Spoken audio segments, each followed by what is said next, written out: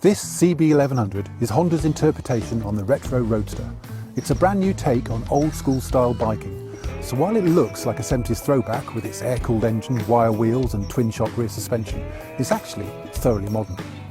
When it was first launched in the Far East and finally brought into the UK in 2013, the Cb1100 didn't exactly set the biking scene alight. This partly being due to the slightly bland performance and some niggly details like the too small tank. Thankfully, much of that's now changed. 3 years ago, the Cb1100 got a new big tank, nice new wire wheels and a few other mods. Now, for 2017, it's been updated further still. But the biggest change, there's now not just one Cb1100, but two.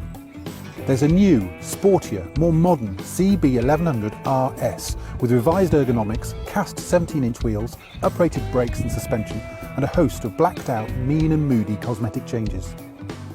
And there's this, the new Cb1100 EX, which is the full-on retro roadster version. Both get this new seamless fuel tank, which as you can see is more curvaceous. It's now a 16.8 litre affair, and it's got this neat flush-fitting fuel filler.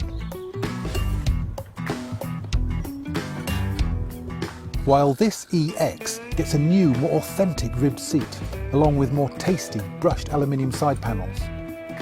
These authentic 18-inch wheels are now alloy-rimmed wires with quality zinc-plated spokes. And there are new 41mm Showa dual-bending valve forks, an LED headlight, chromed seat rails and much more.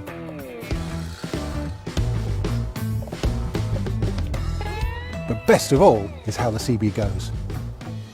Although it's mature and upright and a big 1100cc machine, this Honda's a doddle to get on and ride, and when you do, the reworked engine comes to the fore and is simply sublime. The subtle internal engine revisions, plus a reworked exhaust, give this bike significantly more curdle and character than before. And now, with an overdrive 6th gear, it's more leisurely and long-legged too. Sure, it's never quite a blast, but it's engaging, enticing and enjoyable, and you constantly have to remind yourself it's a genuine air cooler. So what does all this add up to then? Simply this. As a lump of metal, the Cb1100 is now more gorgeous than ever. The exquisite air-cooled engine is still the star of the show, of course, but now everywhere else you look is mouth-watering too. Compared to this, most so-called retros are simply plasticky, fake and unauthentic.